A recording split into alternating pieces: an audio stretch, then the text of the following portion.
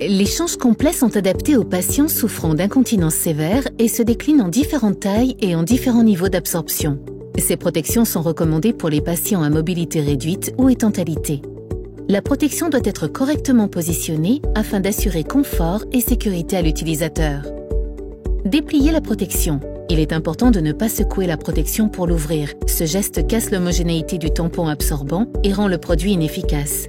De plus, si vous devez appliquer une crème au patient, il est important de ne pas essuyer vos mains à l'intérieur de la protection. Ceci pourrait altérer l'absorption des liquides. Donnez-lui une forme de gouttière sur toute la longueur. Cette opération est primordiale pour limiter le risque de fuite et activer les barrières. Mettez délicatement le patient sur le côté et sécurisez cette position en repliant, si possible, la jambe du dessus. Glissez la protection entre les jambes du patient de l'avant vers l'arrière, en la maintenant pliée dans le sens de la longueur. Maintenez l'extrémité du produit d'une main et glissez l'autre main entre les cuisses du patient pour attraper la protection. Ensuite, tirez-la délicatement. Ajustez la répartition avant-arrière.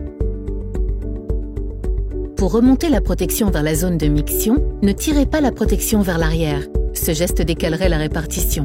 Pour positionner la protection et faciliter ce geste, écartez la peau de la zone interne des cuisses. Cela créera un espace. Remontez alors la protection jusqu'à la zone de miction en la maintenant par le tampon. Dépliez la protection pour la mettre à plat sur les fesses du patient en dégageant bien les élastiques sous les plis fessiers. Cette étape permet d'activer les barrières anti-fuite.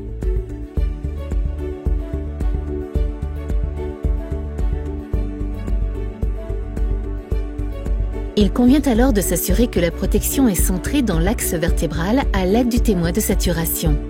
Glissez le panneau latéral entre le matelas et le patient en veillant à ne pas décaler la protection. Remettez le patient sur le dos.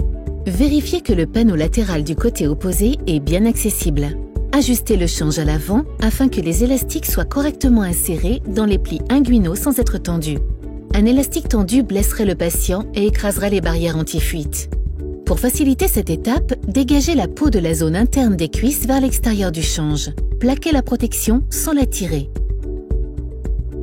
Positionnez les attaches inférieures de manière à dégager le haut de la cuisse et permettre les changements de position. Ce positionnement permet d'éviter inconfort du patient ou blessure sur la zone. Fixez ensuite les attaches supérieures en les inclinant vers le bas afin de plaquer la protection dans le dos du patient. Cette étape permet de bien adapter la protection à la morphologie du patient et de garantir son maintien. Les attaches peuvent être repositionnées plusieurs fois. Quelques points de vigilance pour une personne corpulente. Pour faciliter la répartition avant-arrière de la protection, il faut suivre la ligne du pli inguinal jusqu'à la crête iliaque avec la protection comme pour la fermer. Si ce geste se fait sans difficulté, la protection pourra être fermée facilement. Pour positionner la protection et faciliter ce geste, écartez la peau de la zone interne des cuisses. Cela créera un espace. Remontez alors la protection jusqu'à la zone de miction. Pour aller rechercher le panneau latéral du change complet, latéralisez légèrement le patient afin d'y avoir accès et tirez délicatement sur ce panneau. Remontez délicatement le patient sur le dos. Si les attaches supérieures se trouvent sur l'abdomen, elles provoqueront l'inconfort du patient en cas de changement de position. En effet, l'abdomen en position assise n'a pas le même volume qu'en position couchée ou debout. Avec les attaches fermées sur l'abdomen, la protection pourrait se distendre, glisser à l'arrière et engendrer des fuites. Il faut donc fixer les attaches supérieures en les inclinant vers le bas, donc sous l'abdomen, ce qui plaquera la protection dans le dos du patient et garantira son maintien. En position fœtale contractée, les attaches étant en tension permanente, elles sont souvent la cause de lésions. C'est pourquoi il est important de garder comme repère les parties osseuses du patient pour les positionner, à savoir l'os iliaque. Ainsi, les attaches s'adapteront mieux à la position visseuse du patient et ne généreront ni inconfort ni lésion.